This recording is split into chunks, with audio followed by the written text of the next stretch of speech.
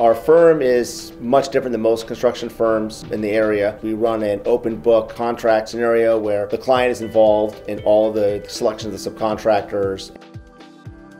That house was on the bayfront, so this patio was sort of the focal point, and we had to have heaters obviously in it as well, and that's when we put the Infratech heaters up in the ceiling to preserve that patio of his on the bay. That project was in the Strand, the ocean breeze just was ripping off there. We packed that thing with heaters over the covered deck.